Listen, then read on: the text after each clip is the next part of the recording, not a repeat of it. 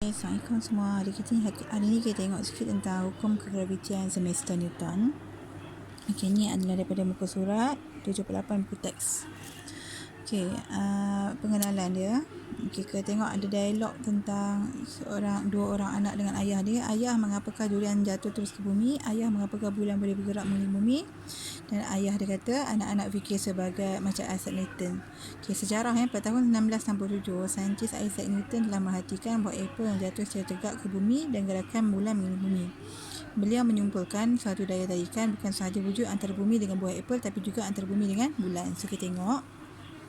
Okay, daya graviti dikenali sebagai daya semesta kerana daya graviti bertindak antara mana-mana dua jasad dalam semesta. Darjah 3/3 menunjukkan daya graviti antara matahari, bumi dengan bulan. Bagaimanakah daya graviti antara dua jasad dapat diterangkan? Okey, kalau kita tengok, ni adalah matahari, ini adalah bumi dan ini adalah bulan. Okey, daya graviti bertindak antara kedua-duanya. Okey, antara yang pertama daya graviti antara matahari dan bulan. Okey, bulan ada tertarik pada matahari, matahari pun ada tertarik pada bulan. Okey, dan daya graviti antara matahari dan bumi. Seperti mana tadi, bumi tertarik kepada matahari dan matahari juga tertarik kepada bumi. Okey, manakala antara bumi dengan bulan, daya graviti antara bumi dengan bulan, apabila bumi tertarik kepada bulan dan bulan juga tertarik kepada bumi. Okey, pada tahun 1687, Isaac Newton mengemukakan dua hubungan yang melibatkan daya graviti antara dua jasad. Di mana yang pertama, daya graviti berkala terus dengan hasil darab jisim dua jasad iaitu F berkala langsung dengan M1 darab M2. Daya graviti berkala songsa dengan kuasa dua jarak di antara dua pusat jasad tersebut iaitu F berkala langsung dengan 1/R.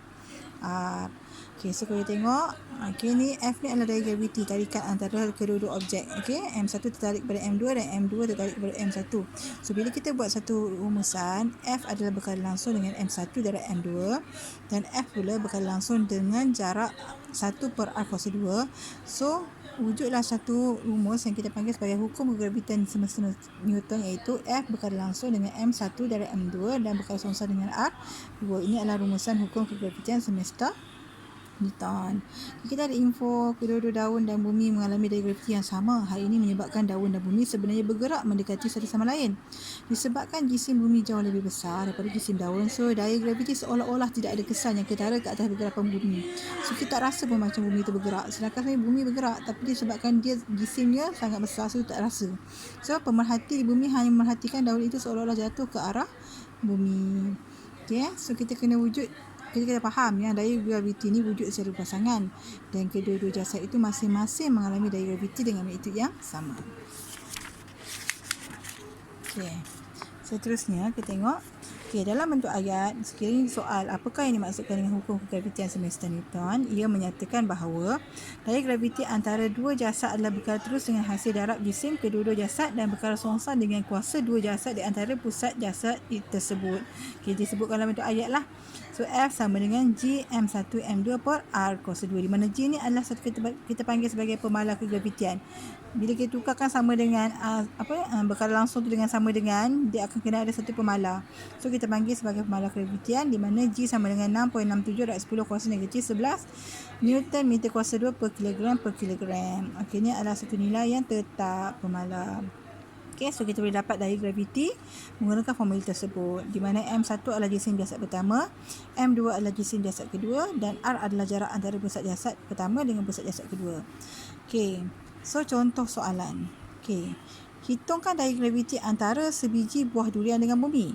Kita beri jisim durian 2 kg, jisim bumi 5.97 / 10 kuasa 24 kg dan jarak antara pusat durian dengan pusat bumi adalah 6.37 / 10 kuasa 6 meter. So kita keluarkan segala maklumat yang ada. Okey, masukkan dalam formula dan kita akan temui jawapan dia. F sama dengan 19.63 Newton. So kat sini kamu kena tekan kalkulator betul-betul. Kalau salah, salahlah jawapan kamu. Okey, tengok contoh yang kedua. Okay, sebuah roket berada tapak pelancaran mengalami daya graviti. Dia dah bagi kat sini daya graviti F ya. Okay, berapakah jisim roket tersebut? Diberi jisim bumi 5.97 darab 10 kuasa 24 dan jarak diberi 6.37 darab 10 kuasa 6. So keluarkan maklumat yang kita ada, F, M, M1, M2, R dan G. Kemudian kita dapatkan nilai M1. Kita nak cari nilai M, kita nak cari nilai M2 jisim roket. So masukkan dalam formula. So gunakan kalkulator dengan betul. Sama akan dapat jawapan dia 5.07 darab 10 kuasa 4 kg. Okey. Okey, seterusnya. Kesan jisim dan jarak di antara dua jasad pegun di bumi ke atas dari graviti tunjukkan darjah 3.7. Okey, so kita tengok F1 dan F2 ni.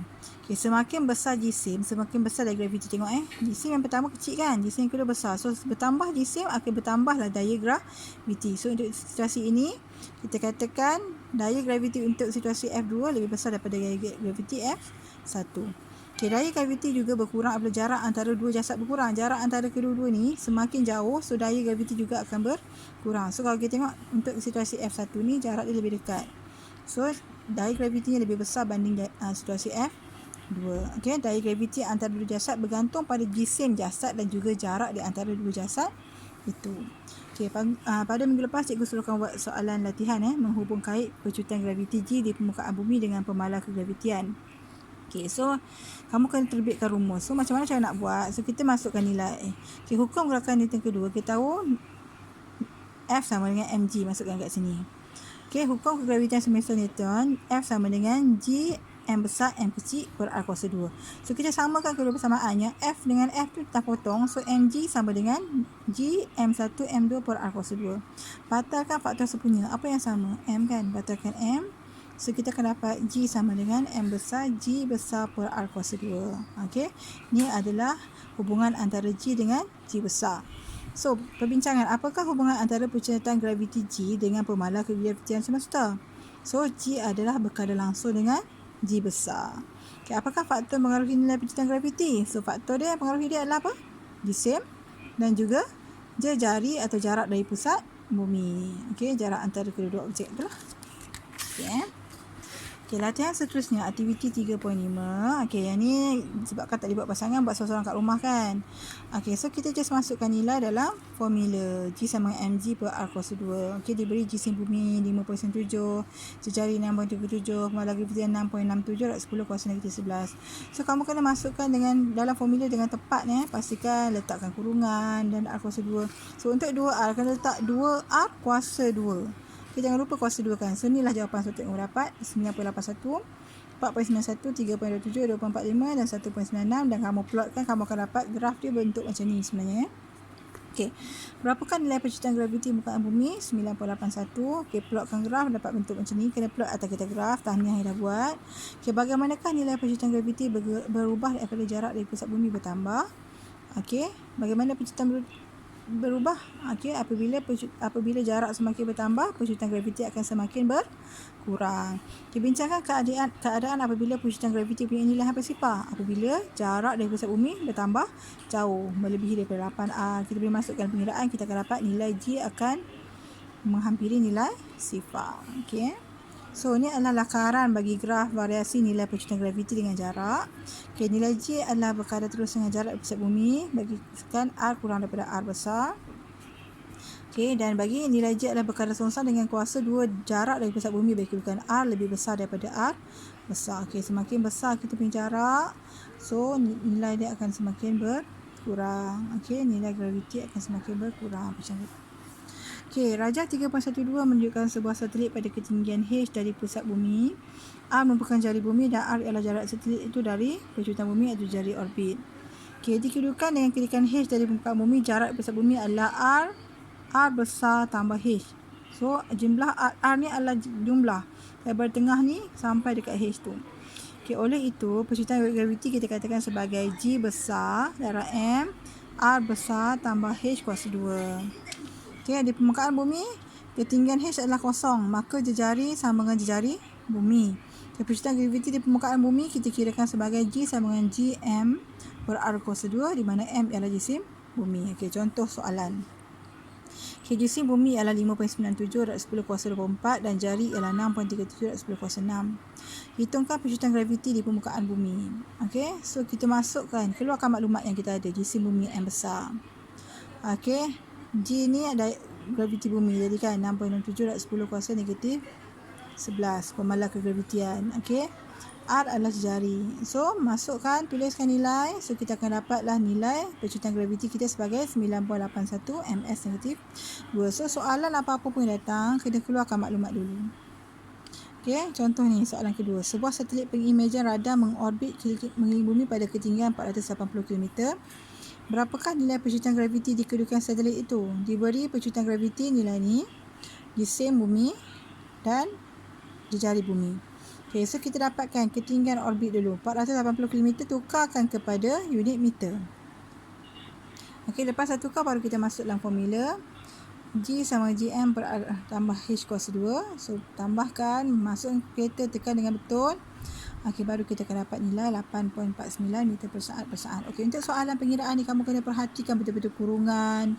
Okey, bahagi. Kalau macam ni, kena letak 2 kurungan besar bila nak guna dekat dalam kita punya kalkulator. Ada satu lagi kurungan kat sini. Tekan bahagi, lepas tu 2 kurungan. Kena ada kurungan-kurungan lagi. Okey, so berhati-hati semasa tekan kereta. Kalau kamu tekan kereta tak dapat jawapan ni, maksudnya cara penekanan kamu salah. Kamu tekan kereta dengan betul. Okey. Okey, so apakah kepentingan kita tahu nilai percuitan graviti? Okey, daya graviti merupakan daya semesta, oleh itu rumus G sama dengan GM per R kuasa 2 boleh digunakan untuk menghitung percuitan graviti di permukaan jasad lain seperti planet, bulan dan matahari. Planet manakah yang punya percuitan graviti paling besar? Planet manakah punya percuitan graviti paling kecil? So kita boleh kira. Okey. So, apabila nilai percuitan graviti sebuah planet diketahui, magnitude daya graviti yang bertindak ke atas satu objek di permukaan planet boleh dihitung. So, pengetahuan itulah yang memainkan peranan yang penting dalam penerokaan angkasa dan kelangsungan kehidupan. So, kita pergi ke sana, kita tahu apakah percuitan graviti yang bertindak ke atas kita bila kita pergi ke mana-mana planet. So, sangat pentinglah untuk kita tahu tentang ni, ya. Okay, di bumi, manusia hidup dalam persekitaran yang punya percuitan graviti 9.81 meter per saat. Semasa penerokaan angkasa, sama ada jauh dari bumi atau berhampiran planet lain, badan angkasawan boleh terdedah kepada keadaan graviti rendah atau graviti tinggi. So, apakah kesan daripada pembesaran manusia? Okay, so cikgu nak kamu fikirkan apakah kesan graviti terhadap pembesaran manusia. Manusia jadi macam mana? Okay. Okay, so nanti kita akan masukkan dalam video seterusnya tentang daya memusat. Okay, ni untuk penerangan tugasan minggu lepas. Okay, Assalamualaikum.